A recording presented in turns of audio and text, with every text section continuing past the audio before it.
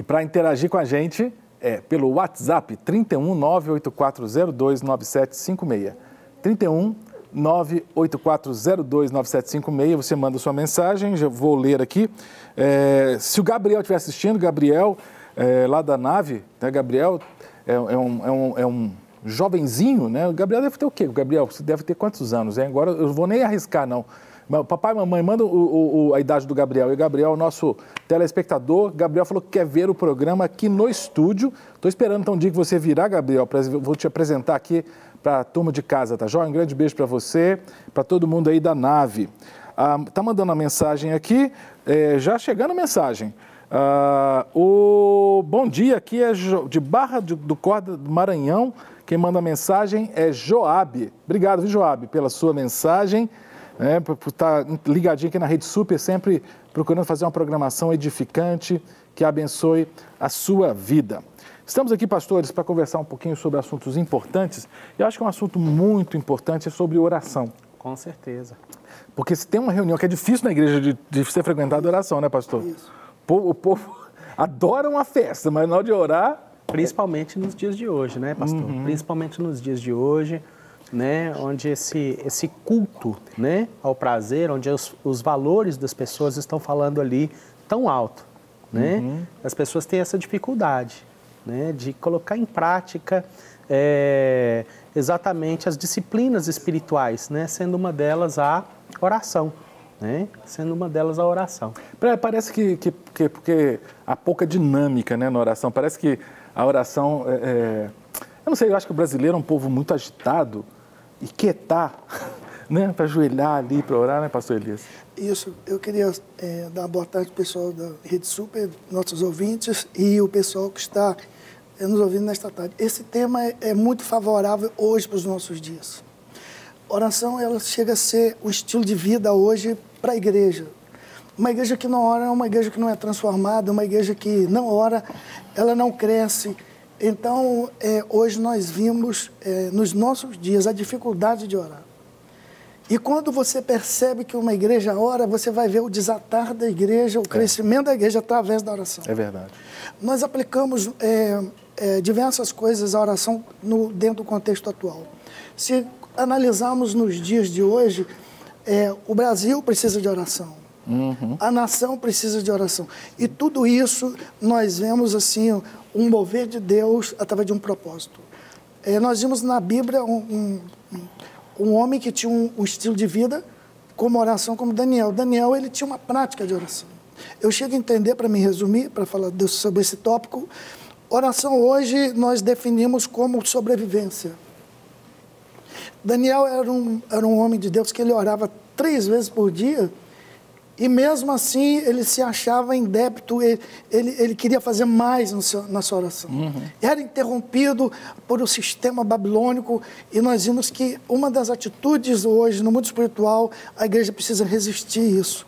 Esse céu de bronze ele precisa ser quebrado através da oração. Pastor Léo, eu sei que o islâmico, o pastor Elias falou aqui uma coisa interessante. Inclusive, pastor, estão mandando um abraço para o senhor aqui, o Ricardo, da Lu Calçados. É isso, Ricardo?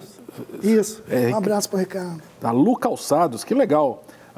Mas voltando aqui, o senhor trabalhou na Índia. Sim. Eu sei que os islâmicos, são 5 orações por dia? Acho que são 3. 3 orações. Também. 3 por dia. Sim. Daniel fazia isso na Babilônia. Os hindus têm isso ou não, né? Os hindus, eles têm muitos festivais, eles acordam, né, na manhã, eles têm aqueles horários, mas eles são muito conduzidos ali pelos festivais, pela fase do ano, né, e pelo Deus ali que eles estão cultuando. Então, eles fazem também os seus jejuns, eles fazem as suas consagrações, eles fazem as suas oferendas, não é? E tem isso como prática de vida, né? Eu entendo, né? Até falando um pouquinho de cultura, né? O pastor mencionou Daniel. Daniel, ele tinha, uma das coisas que ele tinha também era a consciência da responsabilidade social dele diante, não somente de Deus, mas diante do povo, né? Ele tinha essa responsabilidade, ele tinha essa consciência. E aí, se a gente for para a Índia, por exemplo, né? A religião para o povo, né? A prática espiritual é um estilo de vida. E se a gente vier aqui para o para o Ocidente, ainda, infelizmente, ainda há, principalmente dentro da igreja hoje, essa divisão de secular e espiritual. Eu vou para a igreja, né, cumprir ali as minhas obrigações. Eu vou, como se diz, né, como diz a expressão, encher o meu tanque de combustível espiritual, né, para poder voltar e viver a minha vida. Não, né? Deus não está só naquele lugar ali. Não está, né? E a vida da pessoa, ela deve ser esse estilo de oração. Né? Excelente. Tem até uma matéria sobre oração. Coloque aí na tela, produção, por favor. É uma matéria sobre oração.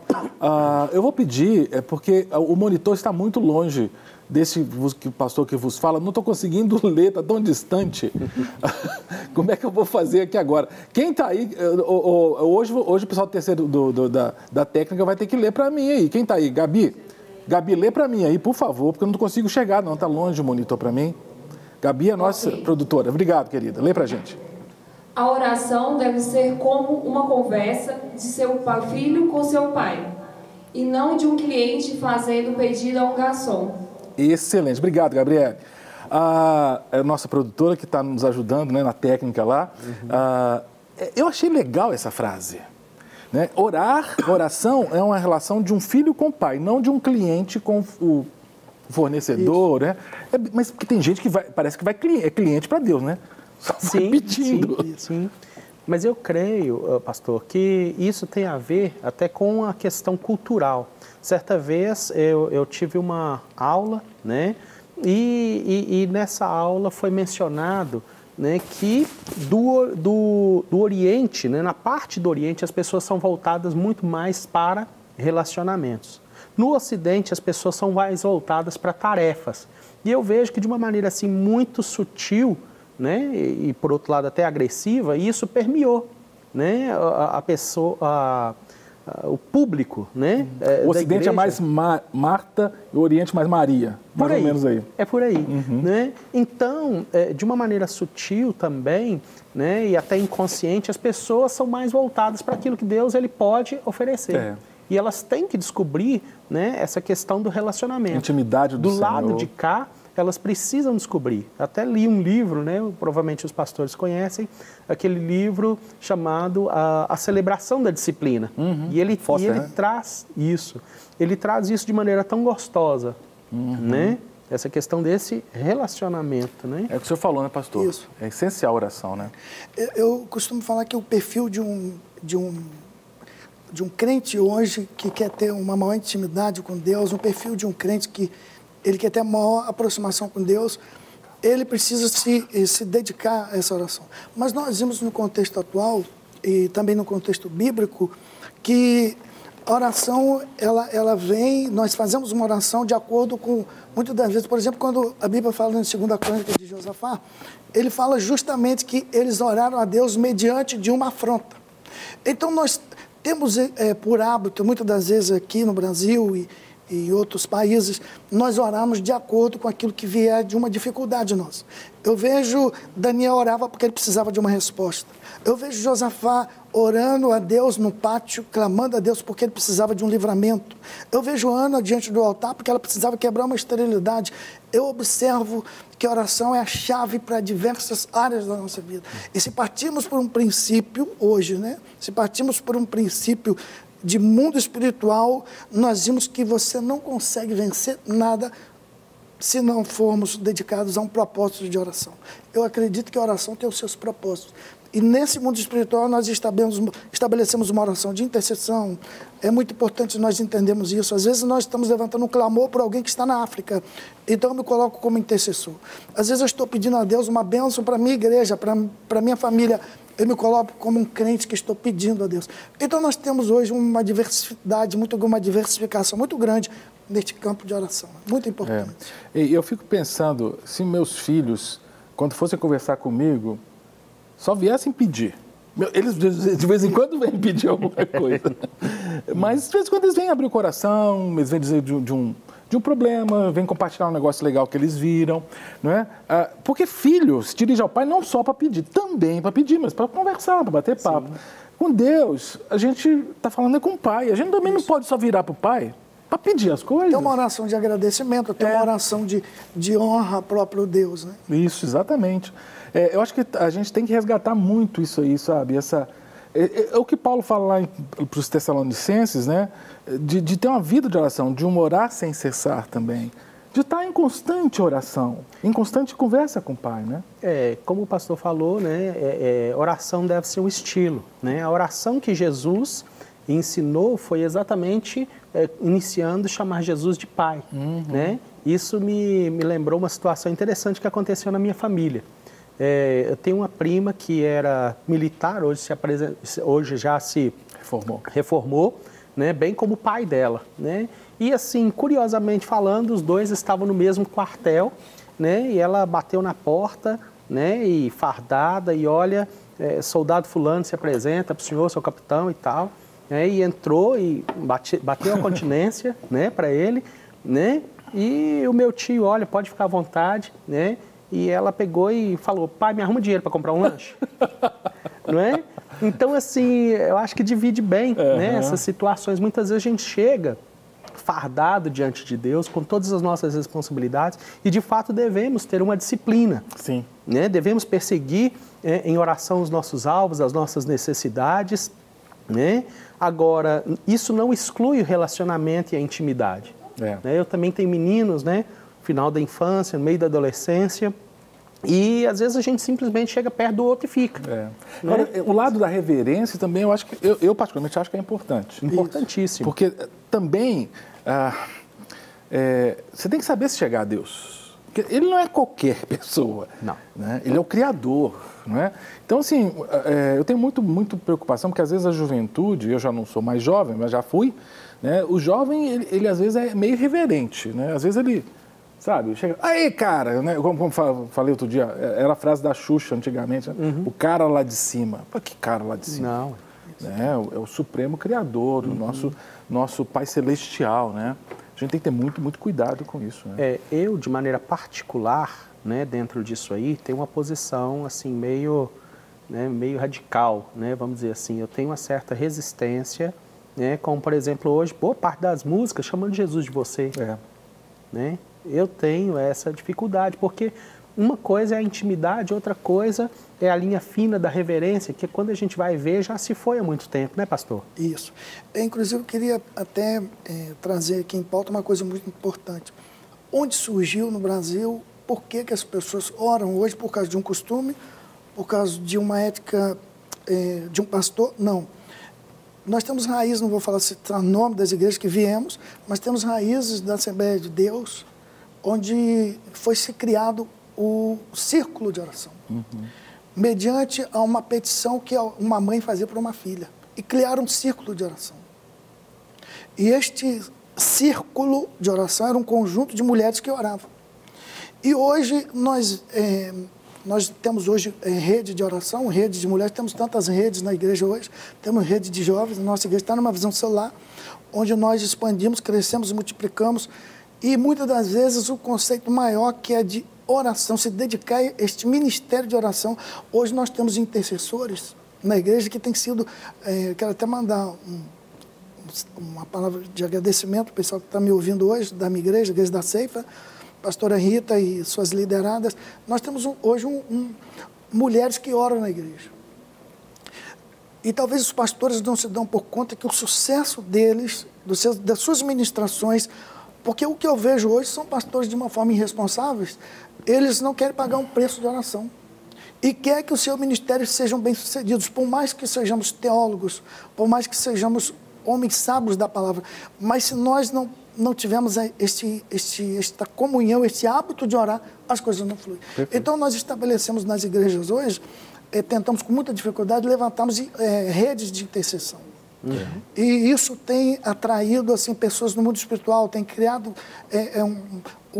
tem criado para nós assim, uma coluna, e nós chamamos dessas brechas, elas têm sido fechadas, como o profeta, como Neemias, ele disse que ele colocava homens nas brechas e em oração, eram homens que estavam com as suas armas e eles também estavam orando. Então eu observo que a oração ela é fundamental, e muros, uma cidade sem muro é uma cidade desprotegida. Eu penso que muros levantados na oração são famílias protegidas. E uma vez que você não tem esses muros de oração, que é o muro de proteção que toda igreja, que todos nós precisamos, se você hoje não tem isto, você torna-se um pregador fraco, vulnerável, e é por isso que eu falo para os pastores, para os líderes, você que está me ouvindo esta tarde, é necessário que você comece a pagar um preço de oração.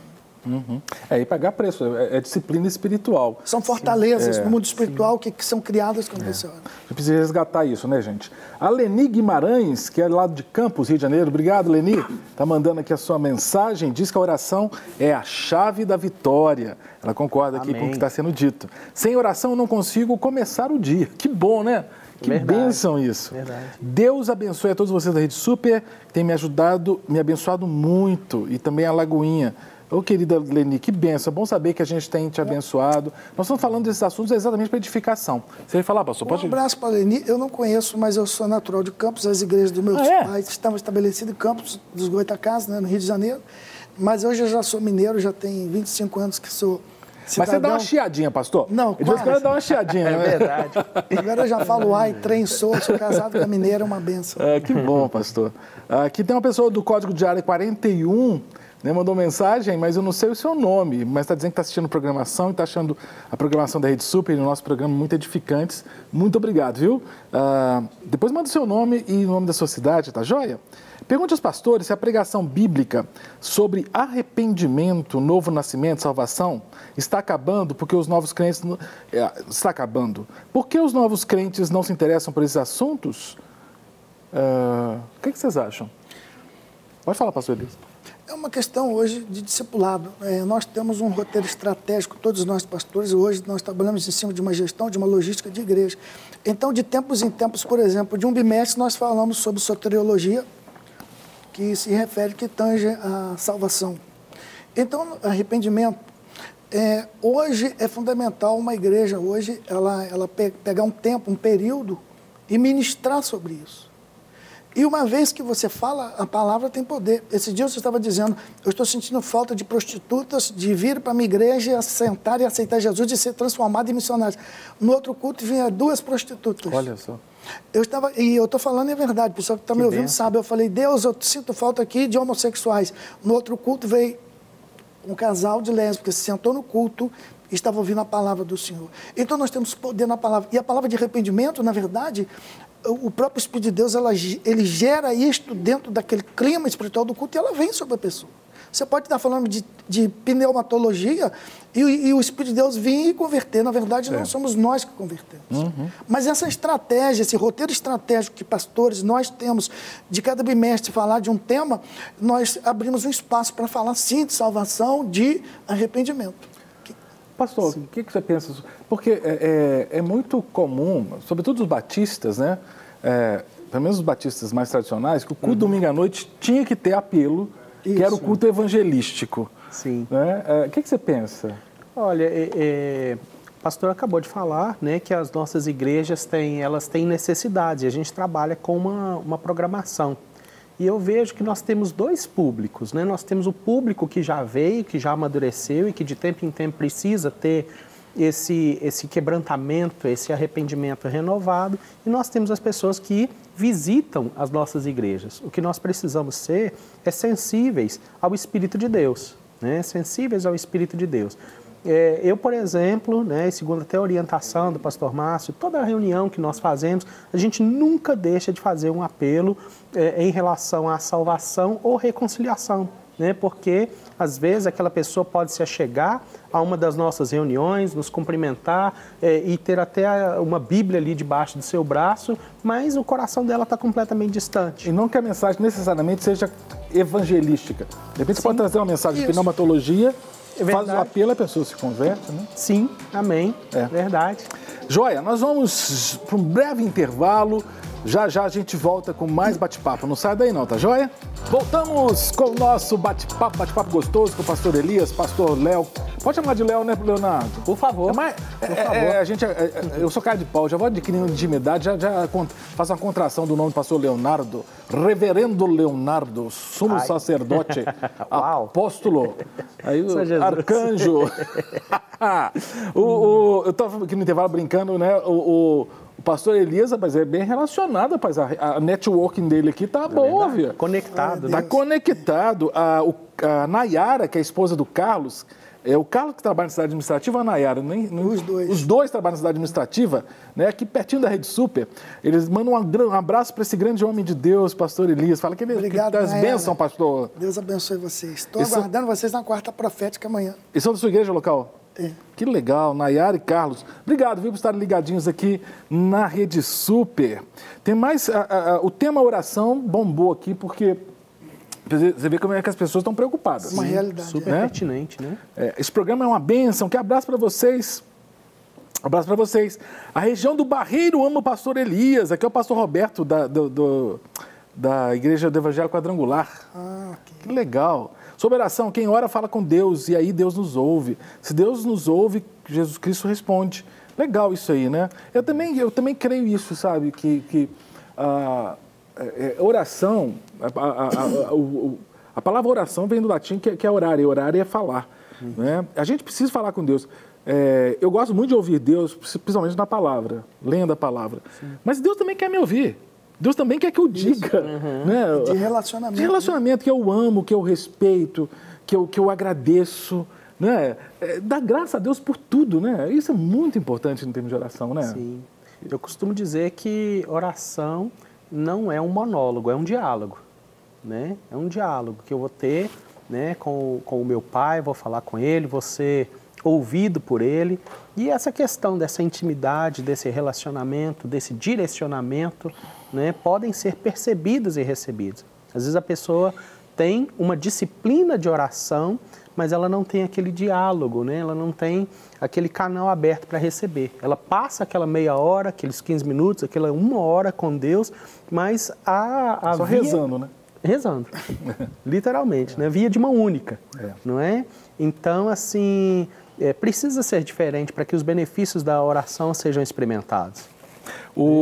Nós estamos chegando em Peruíbe, e um grande abraço a vocês, Peruíbe. Minha nora Jaqueline é de Peruíbe, ela está morando agora aqui em Belo Horizonte, mas ela é de Peruíbe, né? E um beijo para Jaqueline, para Marlene, mãe dela, para o meu filhão Mateus, né? Que estão morando em Água Limpa, na Igreja Presbiteriana de Água Limpa. O pastor Mateus é o responsável pela Igreja Presbiteriana de Água Limpa.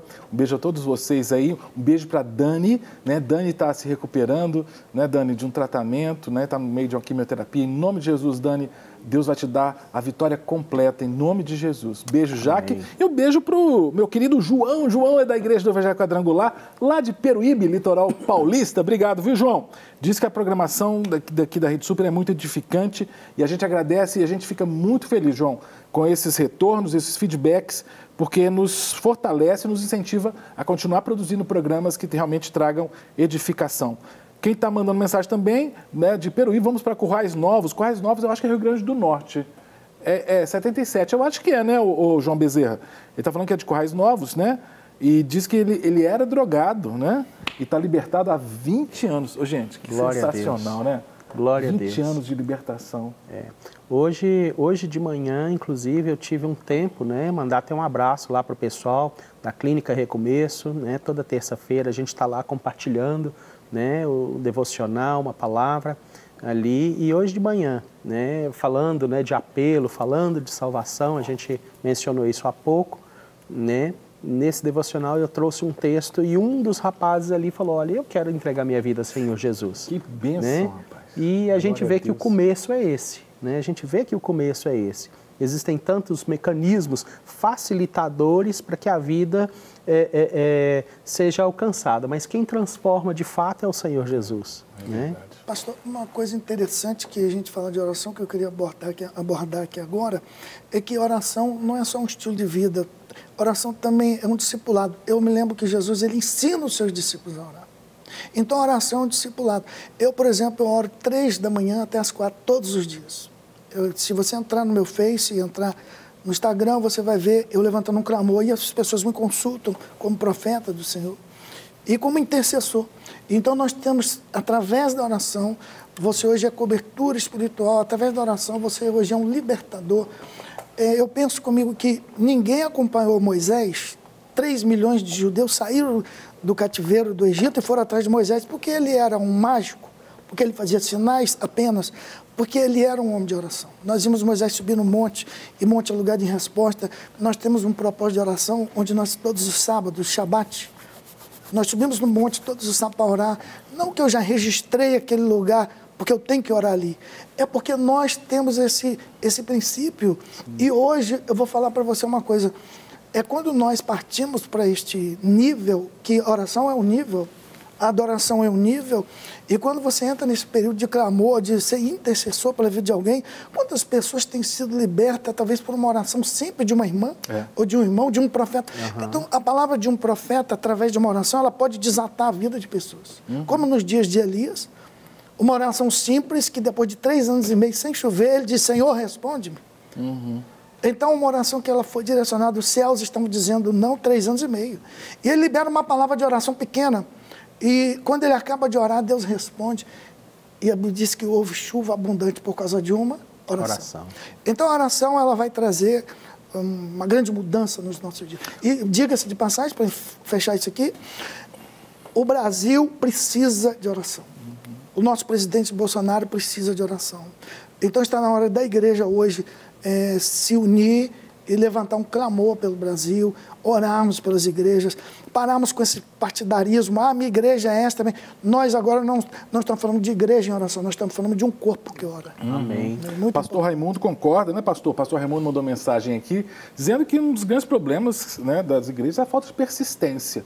Né? Por isso que muitas igrejas param de orar, porque não pagam um preço. Sim. Você tem que persistir, você tem que ter, né, a palavra da moda, resiliência, né? Você tem que correr atrás. Sim. Vamos a mais uma matéria.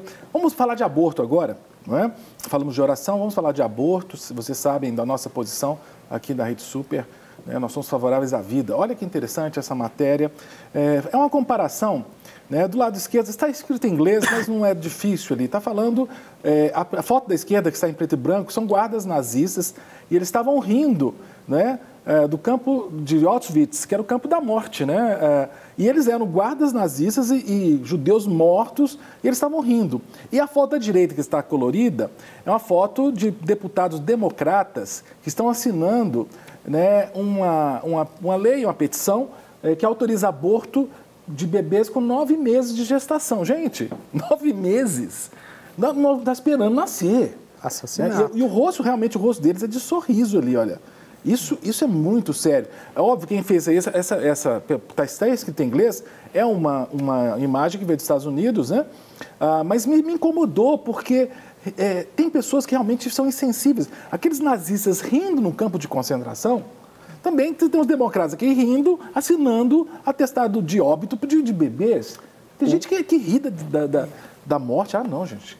Tristíssimo. O estado de cauterização, né, do ser humano hoje é tal, né, inimaginável, né? A gente percebe o mesmo espírito, né, de cauterização, de descaso com a vida alheia, não é? Como se nós tivéssemos, né, todo o poder nas nossas mãos de decidir a vida, o destino de uma pessoa que nem nasceu ainda. Nem nasceu.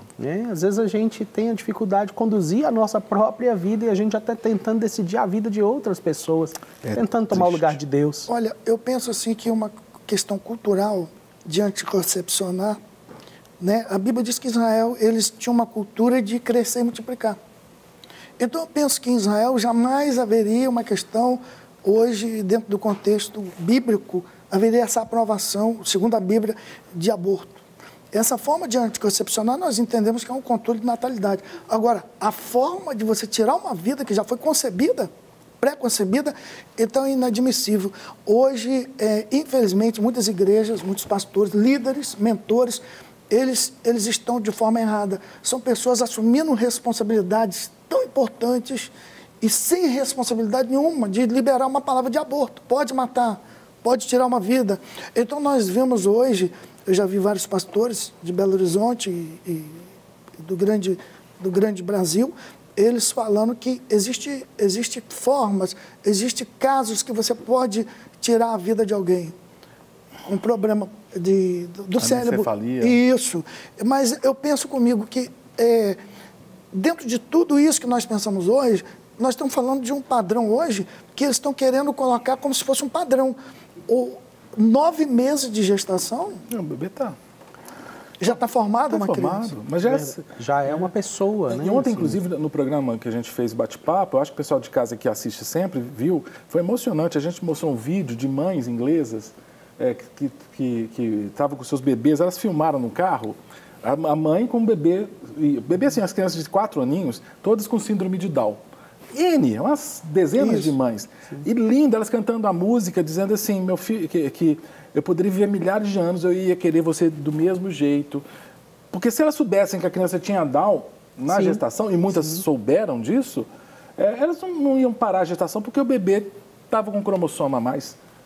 Entende? Sim. Uma mãe ama, mesmo que tenha uma diferença tão significativa, porque dá uma diferença visível, né? Sim. Eu penso que o DNA, por exemplo, quando você tem um filho, você está partilhando seu DNA e você interromper esse DNA, você está matando a sua própria vida, não só da pessoa que está sendo gerada. Uhum. Então, é muito importante hoje nós passarmos isso para a igreja em si, para a sociedade em si, que aquele que pode interromper a vida de alguém é o próprio Deus, que é Ele que é o Criador.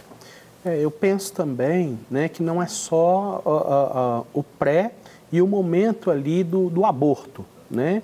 Mas e as consequências disso? A pessoa que faz, já foi feita alguma pesquisa a médio e longo prazo, como é que ficou o físico e o emocional dessas pessoas que abortam?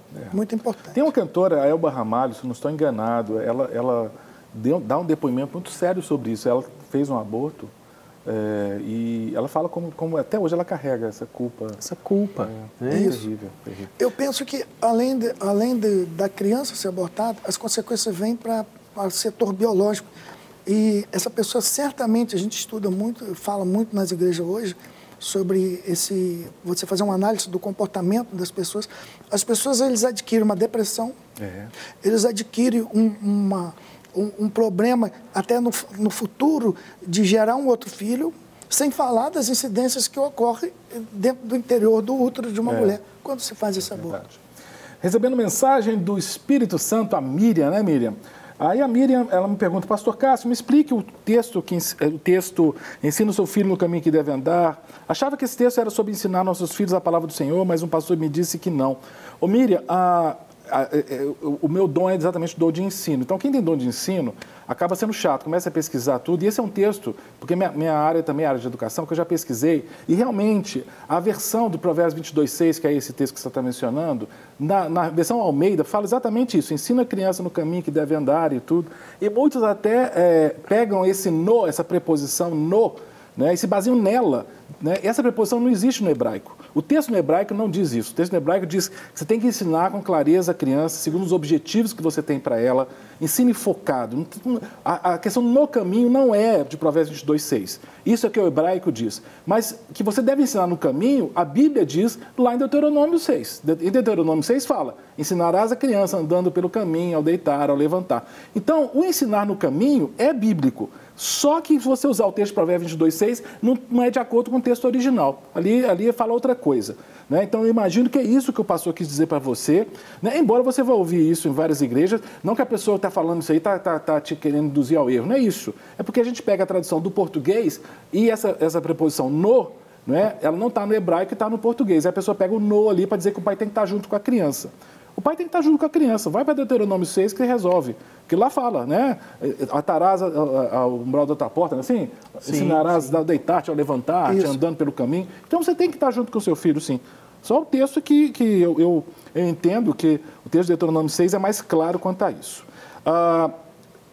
Mais mensagem chegando. Um abraço para o pastor Elias.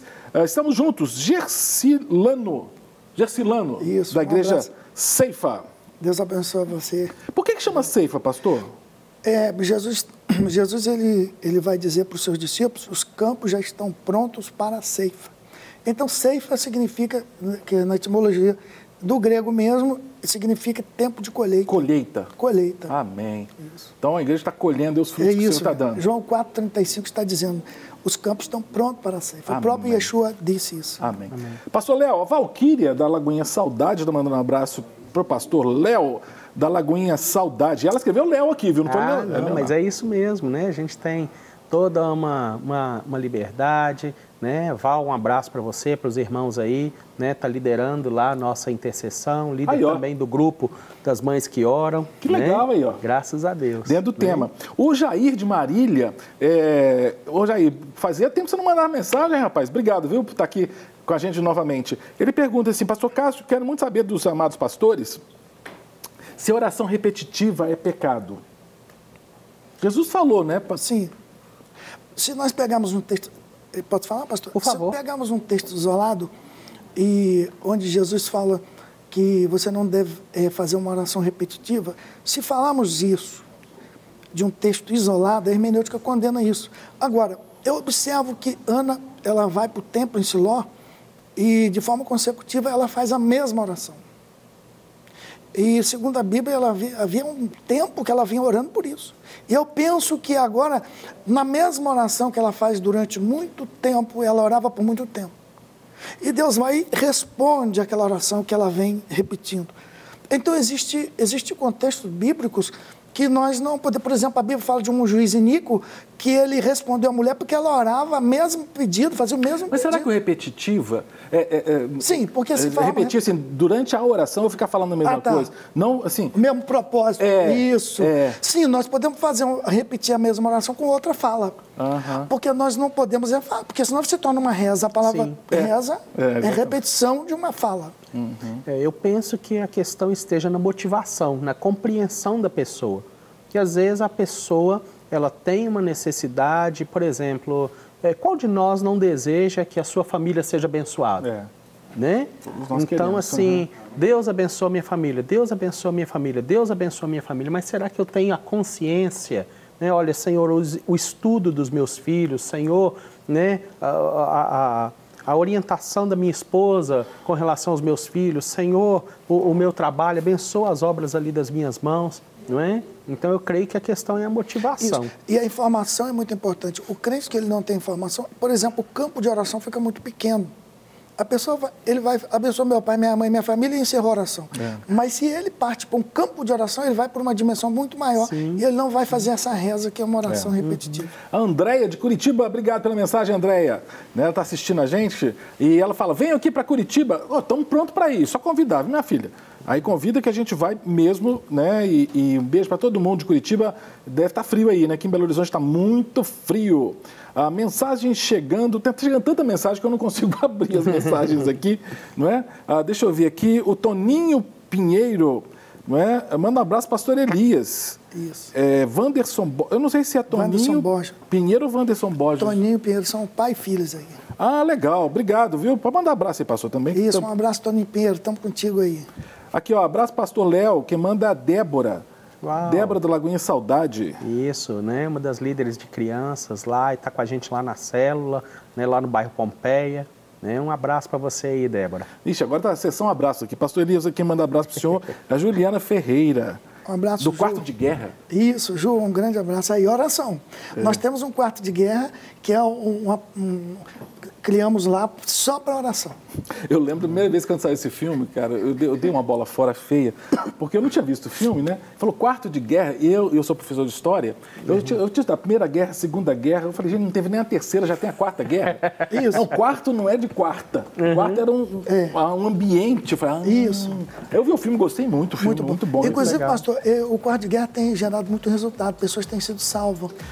E o que eu ia falar uma coisa, eu falei esse dia, já que tem um quarto de guerra, vamos criar um quarto de paz também? É muito interessante, né? Só de relacionamento de paz. Que bênção. Obrigado a todos vocês que mandaram mensagens. Mais mensagem aqui, o Wesley, viu, pastor Elias mandando mensagem. Tá cheio de mensagem aqui. Alô, pastor Léo, desculpa, não deu para ler todas também, que estão chegando aqui. Mas muitas mensagens, todos vocês. Né? Obrigado, viu, por terem participado desse programa. Um abraço, pastor Elias, pastor Léo. Amém. Obrigado, viu, querido? Um abraço, obrigado pela oportunidade, que Deus abençoe vocês aqui. Esse trabalho é muito importante. Amém. Um abraço para a Igreja da Ceifa, pessoal lá do bairro Industrial. Amanhã, quarta profética. Amém. Obrigado, querido. Amanhã, quarta-feira, tem mais bate-papo, 12h15 ao vivo aqui na Rede Super. Eu espero você. Até lá. Não quer ficar um segundo por fora da nossa programação? Agora você pode nos acompanhar através das plataformas digitais. Não perca tempo. Acesse, curta e siga-nos. Fique por dentro de tudo o que acontece por aqui. Rede Super, inspirando você.